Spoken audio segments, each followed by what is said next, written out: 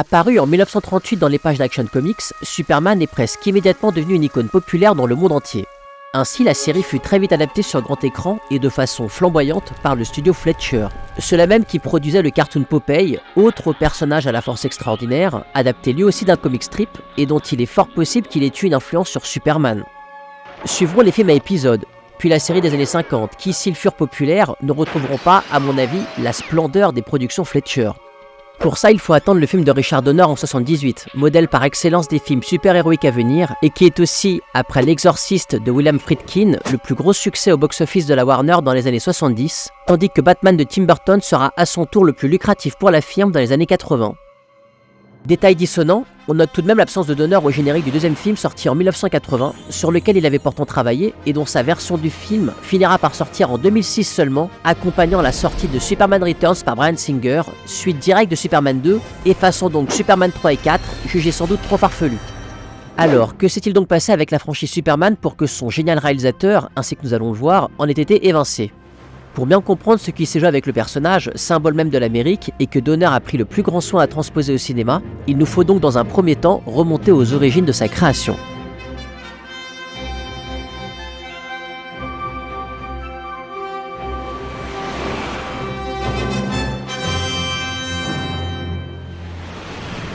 Tous deux fils d'immigrés juifs européens, Jerry Siegel et Joe Shuster, sont les créateurs de l'Homme d'Acier. L'origine étrangère des deux acolytes méritait d'être soulignée car comme eux, Superman est lui aussi un immigré sur Terre, en même temps qu'il est un modèle d'intégration dans la société états-unienne. Et comme le rappelle le documentaire Look Up in the Sky, The Amazing Story of Superman, coproduit par Bryan Singer en 2006, le nom du super-héros est directement inspiré des théories du surhomme de Nietzsche. Il est cependant à noter que la toute première version de Superman était d'abord celle d'un vilain, avec des pouvoirs télépathiques. On peut du reste entendre dans un autre documentaire, celui de Michael Cantor, Super-héros, l'éternel combat, le récit de la naissance du personnage. I think it was the year 1934. It was a hot summer night and Jerry Siegel, the teenage writer, couldn't sleep at night. He was tossing and turning. He had this dream in which he kept having these flashes of a character that would become a combination of Samson and Hercules and a dozen other characters, from the Bible to the comic strips to the serials in the movie theater.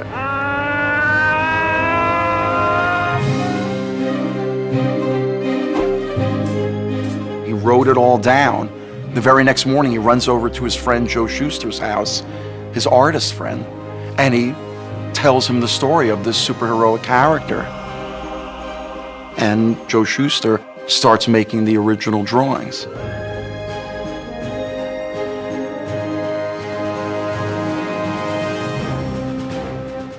Joe Shuster was a bodybuilder and fascinated with bodybuilding magazines, fascinated with images of acrobats, the tights, the cape.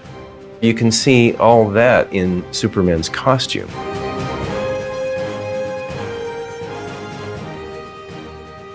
On y rappelle aussi comment le père de Jerry Siegel perd tristement la vie lors du cambriolage de son magasin en 1932, tandis que le criminel ne sera jamais retrouvé. La presse de Cleveland rapporte son décès par crise cardiaque à la suite de cette attaque. Ainsi, imagine-t-on facilement la volonté viscérale de Jerry Siegel à combattre le crime à travers son personnage de fiction. Champion des impuissants et des opprimés, Superman est aussi né en pleine Grande Dépression, celle des années 30, qui aboutira à une division par deux de la production industrielle américaine entre 1929 et 1933. Un Américain sur 4 est alors au chômage lorsque Roosevelt prend ses fonctions de président des États-Unis en 1933. C'est à cette époque que Siegel et Shuster produisent The Reign of the Superman dans leur propre fanzine avant de concevoir peu après la même année The Superman, qui sera rejeté par l'ensemble des éditeurs puis remanié par les auteurs. Cette image est à peu près tout ce qui reste de cette version du personnage, mais curieusement, elle est datée de 1928. Chose impossible, les auteurs avaient alors 14 ans et ne se rencontreront qu'à partir de 31. Si la conception de Superman datait réellement de 28, alors il devancerait le Gladiator de Philip Wiley, roman publié en 1930 qui raconte lui aussi les aventures d'un personnage héroïque doté de super-pouvoirs tels qu'une force surhumaine et une peau à l'épreuve des balles. Pour en revenir à Superman, Siegel révèle dans une interview donnée au magazine Nemo en 1983 que c'est lorsqu'il réécrit le concept en 1934 que lui vient l'idée d'une double identité. Siegel s'inspirant alors de ses propres fantasmes tels que avoir une force extraordinaire par exemple.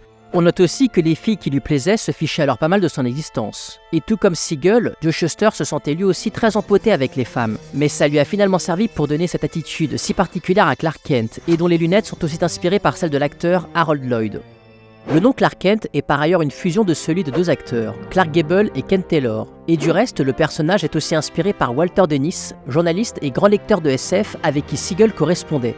Autre anecdote, notons encore que c'est le cover artiste Fred Ray qui refera le design du fameux S voulu par Siegel pour lui donner sa forme aujourd'hui iconique.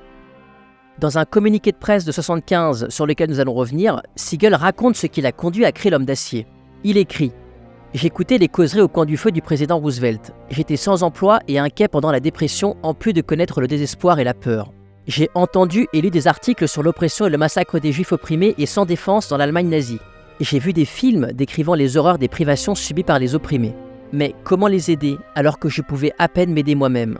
Superman était la réponse. Et Superman aidant les opprimés et les laissés pour compte a frappé l'imagination d'un monde entier. » Alors finissent par intervenir Harry Donenfeld et Jack Leibowitz en 1937, qui rachètent National Allied Publications suite à une faillite de ses propriétaires, et qui sont prêts à publier Superman pour leur nouveau magazine, Action Comics, mais uniquement en échange des droits de propriété sur le titre, proposant à Siegel et Shuster de produire 13 pages, chacune payée $10. Offre que les auteurs acceptent pour enfin, après 5 années d'attente, voir leur création publiée.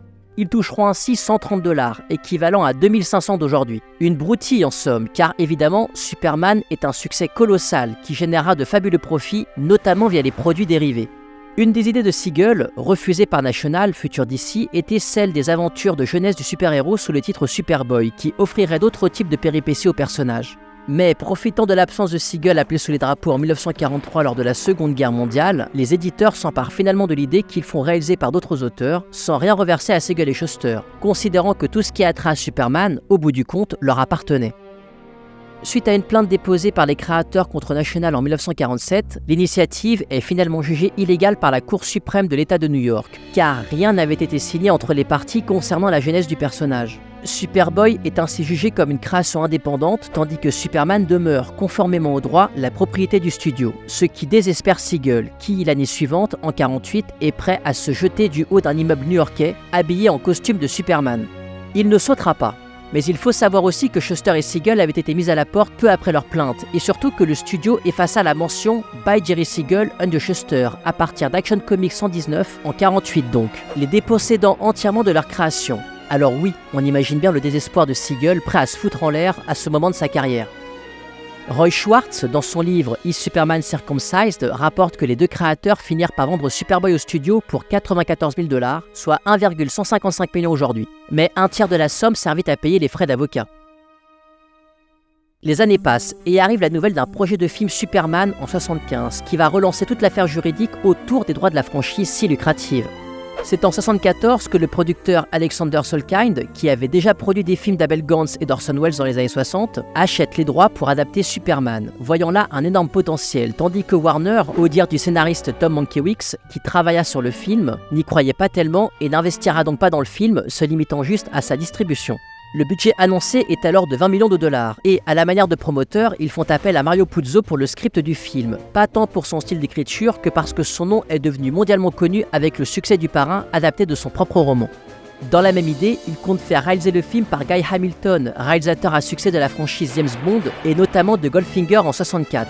En 1975, ils font savoir au monde entier leur projet de film Superman par l'intermédiaire du magazine Variety, qui s'accompagne d'un message publicitaire par avion en plein festival de Cannes. Le but est alors d'attirer les investisseurs pour produire le film en échange d'un pourcentage sur les recettes. La nouvelle vient donc aux oreilles de Jerry Siegel, furieux car bien qu'avec Shuster ils aient vendu les droits de leur création en 1938, un pourcentage des bénéfices réalisés hors magazine leur est dû. Or, les deux artistes n'ont nullement été informés de la cession des droits de Superman, s'élevant a priori à plusieurs millions de dollars. Ce qui pousse Jerry Siegel, en 1975 donc, à écrire un communiqué dans lequel il lance une malédiction sur le film à venir. Ainsi écrit-il : « Moi, Jerry Siegel, co-auteur de Superman, je maudis le film Superman. J'espère qu'il fera l'effet d'une bombe. J'espère que les fans de Superman s'en détourneront en masse. J'espère que le monde entier, prenant conscience de la puanteur qui entoure Superman, évitera le film comme la peste. » Neil Adams entre alors en scène. Illustrateur aujourd'hui légendaire pour son trait harmonieux et réaliste, un de ses faits d'armes, et non des moindres, est d'avoir donné un nouveau souffle à la série Batman avec Dennis O'Neil. Accompagné par le dessinateur Jerry Robinson, co-créateur de Robin et du Joker, et par l'avocat Edmond Price, Adams met tout en œuvre pour rendre justice aux deux créateurs de Superman, notamment en invitant Siegel à New York pour défendre avec lui sa cause dans les talk-shows. Forcé d'éviter une mauvaise publicité, Warner, qui racheta DC Comics en 69, non seulement accepte finalement de rendre à Siegel et Shuster les crédits qu'ils avaient perdus pendant 28 longues années, mais sont aussi prêts à couvrir leurs frais médicaux et à leur donner 20 000 $ annuels, somme qui passera à 30 000 après la sortie du deuxième film en 81. Ils toucheront même une prime de 15 000 $ suite aux recettes spectaculaires du premier film qui enregistrera 275 millions de $ au box-office mondial. Hommage étant rendu à Siegel et Shuster, intéressons-nous maintenant aux aventures cinématographiques de l'Homme d'Acier.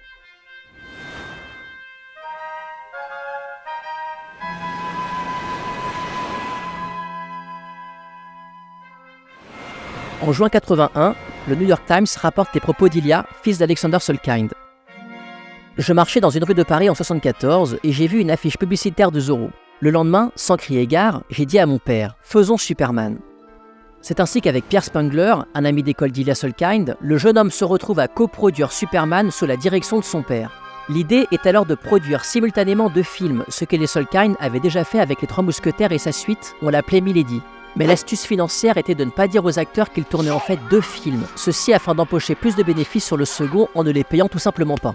Les acteurs portèrent plainte contre ce procédé, ce qui en dit déjà long sur la filouterie d'Alexander Salkind, comme nous verrons plus loin.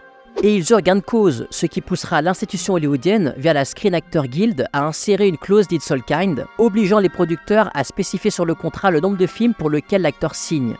Ainsi donc, Marlon Brando, parce qu'il est une immense star, est très vite casté pour incarner Jor-El, père biologique du super-héros. Pour 12 jours de tournage, il est payé entre 2,7 et 4 millions de dollars, selon les sources. Mais l'acteur s'amusera tellement sur le plateau qu'il en restera finalement une trentaine, nous rapporte Tom Mankiewicz, qui réécrira le film à la demande de Richard Donner, son futur réalisateur.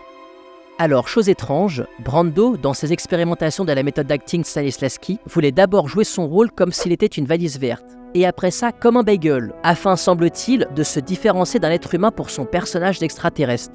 Il n'avait pourtant jamais lu le scénario avant d'arriver sur le tournage, et n'apprenait pas non plus son texte, préférant le lire collé sur un acteur afin, selon ses dires, de donner plus d'authenticité à son jeu en disant le texte pour la toute première fois. Il demeure que l'acteur star est flamboyant dans le film. À Brando s'ajoute Gene Hackman dans le rôle de Lex Luthor, qui touchera 2 millions et qui, sans raison particulière, refusa à un long moment de couper sa moustache pour le rôle. Later.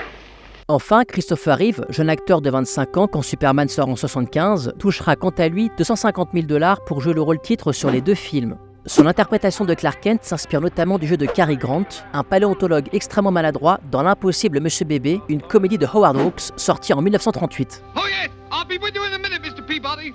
Initialement, la production devait avoir lieu dans les studios de la Cinecittà en Italie, où les coûts de production sont bien moins chers qu'à Hollywood. Mais Marlon Brando, qui avait tourné un tango à Paris pour Bernardo Bertolucci sorti en 72, écopa avec le réalisateur et l'actrice Maria Schneider de 4 mois de prison avec sursis. Le film ayant été condamné et retiré, jugé pornographique. Quoi? Put your fingers up my ass, are you deaf? Il n'était donc pas question pour Brando de remettre les pieds en Italie. Alors, pour des raisons toujours économiques, les producteurs se tournèrent vers l'Angleterre, mais Guy Hamilton, exilé fiscal, ne pouvait rester dans son pays plus de 30 jours par an. Impossible donc pour lui de réaliser le film. Bien que William Friedkin, Sam Peckinpah et même Steven Spielberg, avant le succès des Dents de la Mer, aient été envisagés à la réalisation, c'est finalement Richard Donner qui hérite du projet. Comme le raconte Ilya Salkind dans un documentaire de 2006, You Will Believe, The Cinematic Saga of Superman. The other candidate was mentioned by my first ex-wife, Sky Aubrey. She said to me, look, I know this guy, and he's terrific, Dick Donner, you know, he's a funny guy, and he looks like Clark Kent. And I said, yeah, well, what has he done? He said, well, The Omen.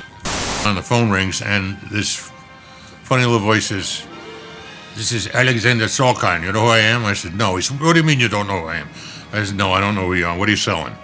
He said, I'm not selling anything. I'm a very famous producer. I said, good, congratulations. What? This is Sunday. What do you want?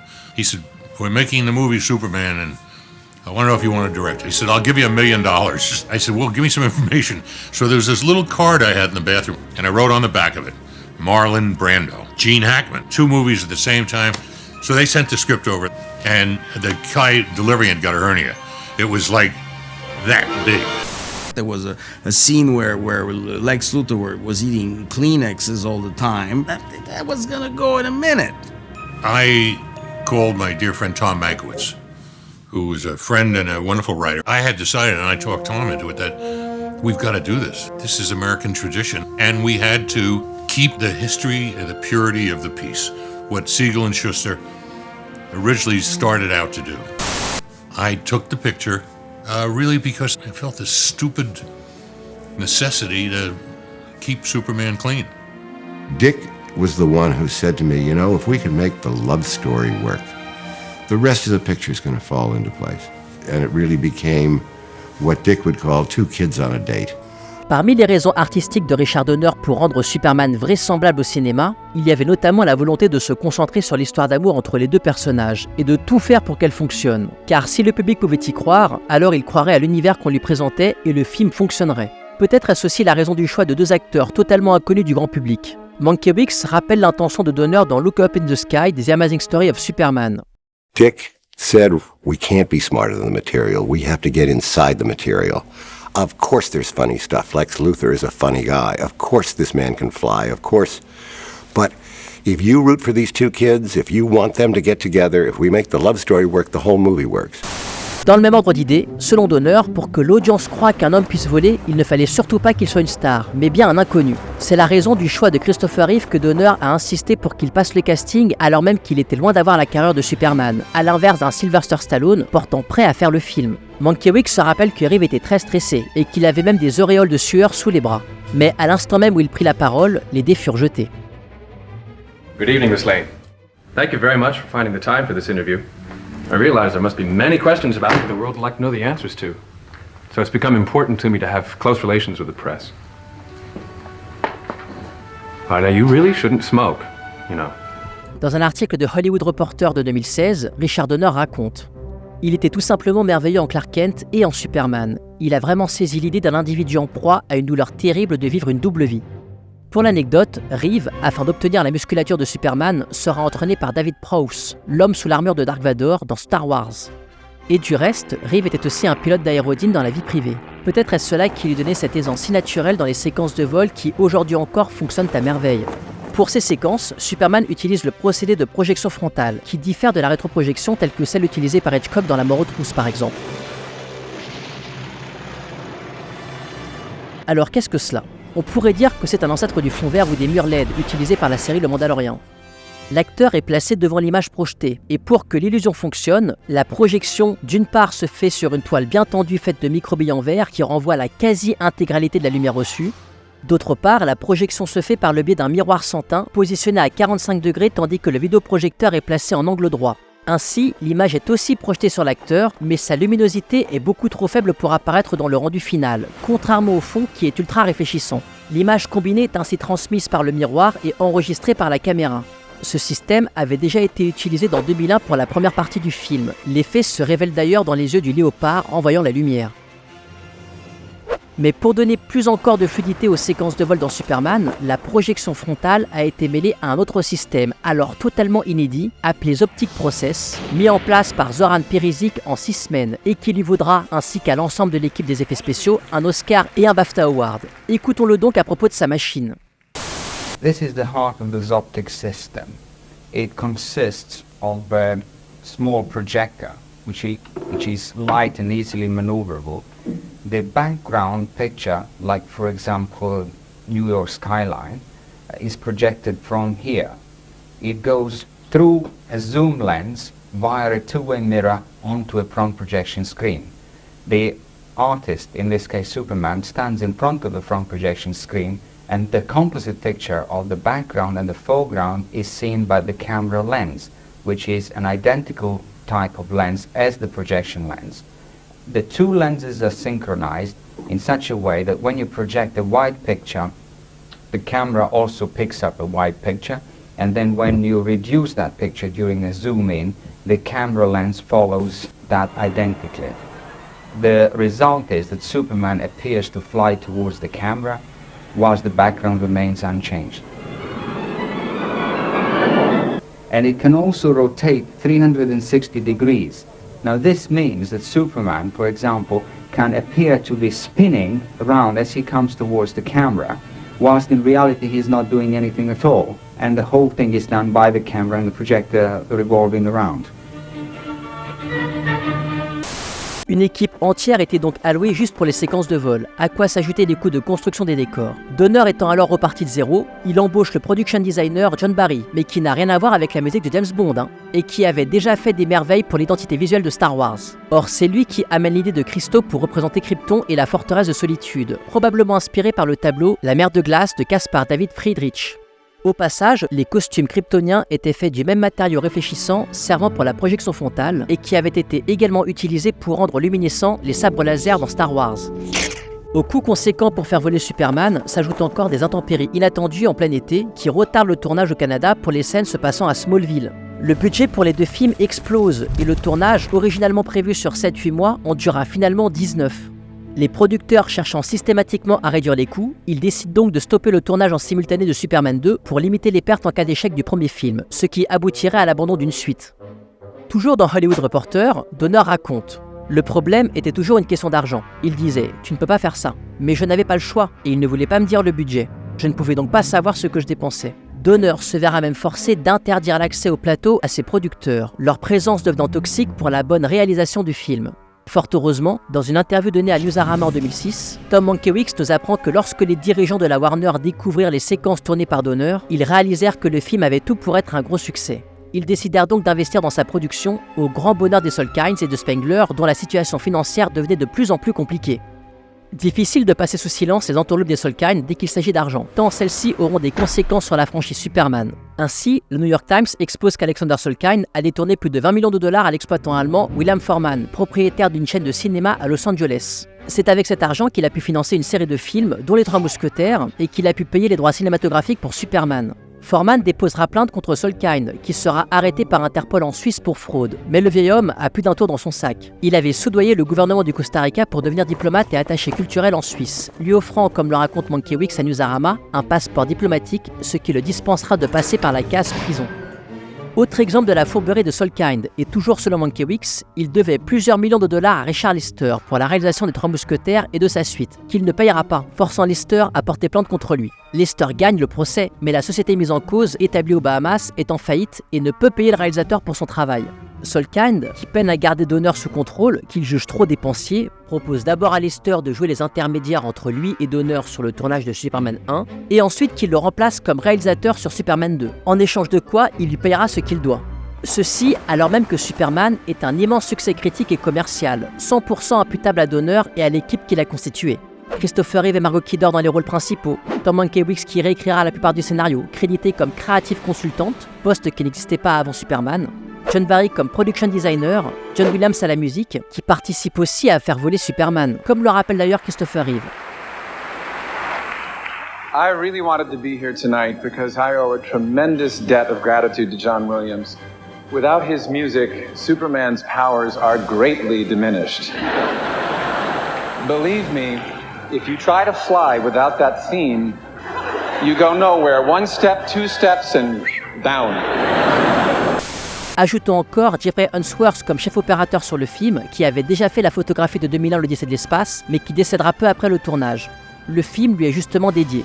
D'ailleurs, Mankiewicz raconte dans son autobiographie que c'est lui qui eut l'idée de faire de Superman, sur le plan esthétique, non pas un, mais 3 films distincts, avec Krypton, Smallville et Metropolis. Les 3 lieux ayant été filmés de 3 manières différentes. Froid et blanc pour Krypton qui est de la pure SF, un aspect pastel proche du style de l'illustrateur Norman Rockwell pour le Smallville. Puis à Metropolis, les couleurs sont plus franchement marquées, ce qui accentue la dimension comic book du film. Suivant cette idée, Mankiewicz écrivait lui aussi les dialogues de 3 manières différentes. Ainsi, la partie sur Krypton est parlée en langage noble, inspiré de Shakespeare, idéal pour caser des acteurs anglais afin de bénéficier du crédit d'impôt. An unpleasant duty has been masterly performed, your heirs. They have received the fate they deserve. Isolation in the Phantom Zone, an eternal living death. Tandis qu'il est plus familier à Smallville. Yeah, I know. You can do all these amazing things, and sometimes you think that you will just go bust unless you can tell people about it, huh? Il est plus humoristique dans la 3e partie avec Lex Luthor. Why, as the most brilliantly diabolical leader of our time, surrounding himself with total nincompoops. I'm back, Mr. Luthor. Yes, I was just talking about you. You're followed again.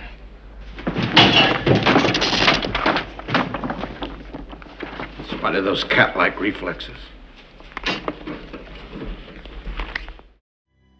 Richard Donner mettra bien 1 an à se remettre de la trahison des Soulkind, refusant même tous les films qu'on lui proposait, incapable de se remettre au travail, ainsi qu'il le raconte au magazine Time Out en avril 81 où il dit « J'ai donné 2 années très dures de ma vie pour que le film se fasse. Je savais que nous devions faire en sorte qu'il ait de l'allure, mais ils auraient accepté n'importe quoi. Le public en aurait ri et le film aurait été jeté dans les toilettes. Enfin, ils n'ont pas compris, ou s'ils ont compris, ils semblaient s'en foutre royalement. » Ailleurs, dans Time Out, il dit encore « Pourtant, sans moi, ce film n'aurait jamais fait 1/100 de ce qu'il a fait, parce qu'ils auraient tourné l'autre scénario. » Loin de blâmer Richard Lister, qui a fait du mieux qu'il pouvait, Christopher Reeve avouera toujours à Time Out qu'il avait beaucoup d'appréhension pour Superman 2, parce que soudain, dit-il, il y avait ce nouveau script qui selon moi n'était pas du tout aussi bon que celui de Donner pour la partie 2.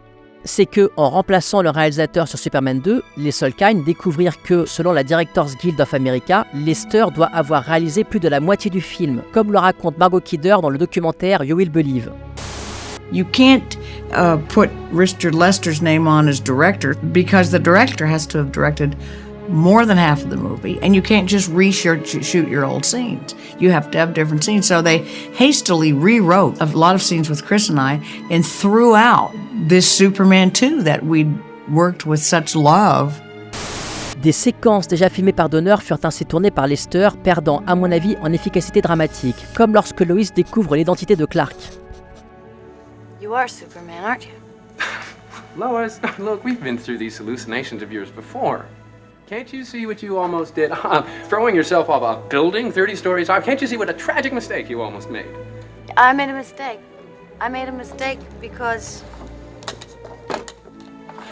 I risked my life instead of yours. Lois, don't be insane. And don't fall down, because you're just gonna have to get up again. Lois, now don't be crazy now. What?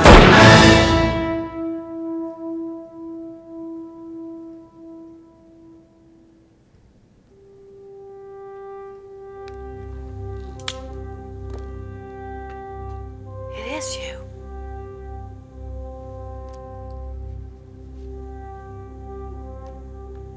I guess I've known this for the longest time.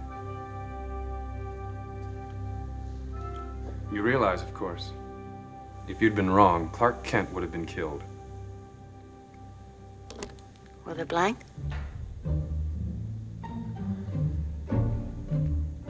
Gotcha. La version Lester m'apparaît plus fade en comparaison. No, okay. Clark, let me see your hand. Give it to me. No, sorry. Let me look at it.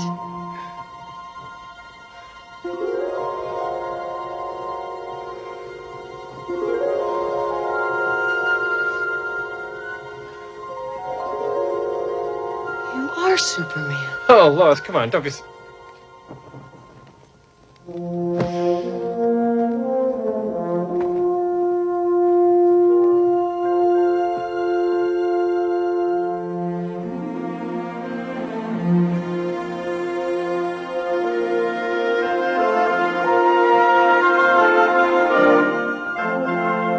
I'm sorry. No, you don't have anything to be sorry about.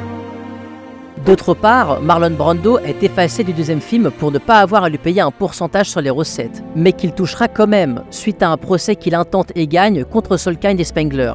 Ces scènes sont ainsi remplacées par Susanna York, qui interprète la mère du super-héros.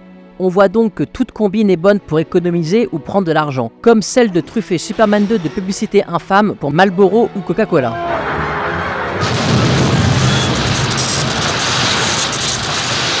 Citons encore Margot Kidder qui raconte toujours dans Time Out que les Soulkind essayèrent de lui escroquer $40 000, une sacrée somme pour elle à l'époque, l'actrice étant alors en plein divorce.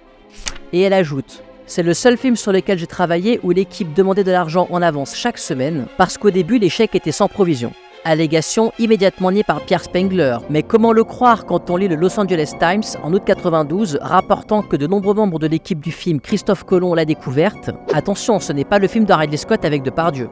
peinent eux aussi à recevoir leur salaire. Par ailleurs, les Solkind avaient également tendance à payer en chèques suisses, qui nécessitaient 3 semaines avant de pouvoir être encaissés. Quant à Margot Kidder, difficile de savoir si son parti pris affiché envers Donner a vraiment joué contre elle, mais elle sera pratiquement effacée de Superman 3. Clark gave it to you? Yes. Il faudra attendre 2006 pour voir la Donner Cut de Superman 2, qui ne sera jamais le film que Donner aurait dû réaliser, mais qui au moins réintègre les séquences qu'il avait déjà tournées. Toujours dans son autobiographie, Mankiewicz explique que les deux films fonctionnent comme un arc narratif, Superman étant pour Jor-El ce que le Christ ou Mohammed sont à l'égard de Dieu ou Allah, c'est-à-dire envoyés sur Terre pour une mission supérieure. Mais Superman désobéit à son père à la fin du premier film.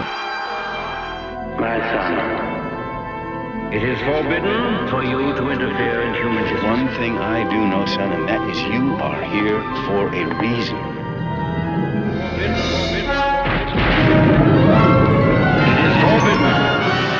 Et en abandonnant ses pouvoirs dans le deuxième par amour pour Lois, c'est l'humanité qui l'abandonne.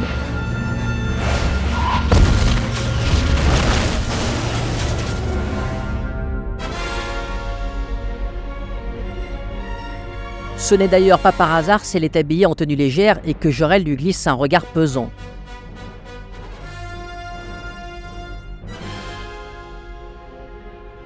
Puis lorsque Kal-El revient pour s'excuser d'avoir désobéi, Jor-El, ou ce qui reste de son esprit, se sacrifie pour qu'il récupère ses pouvoirs, le touchant une dernière fois, mais coupant définitivement le lien entre eux. My son.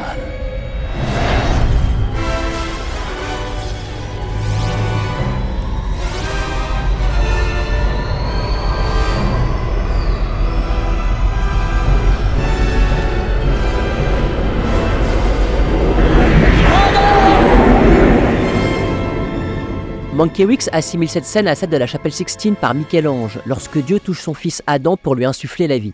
On sait du reste que le lien entre Dieu et sa créature sera lui aussi coupé lorsqu'Adam et Ève mangeront le fruit défendu. Superman 2 version Lester aura tout de même beaucoup de succès, bien qu'il engrange moins d'argent que le premier opus. Le comique et acteur Richard Pryor, une immense star à l'époque, dit même dans le Tonight Show de Johnny Carson en 81 sa hâte de voir Superman 2. Oh, I want to see Superman 2.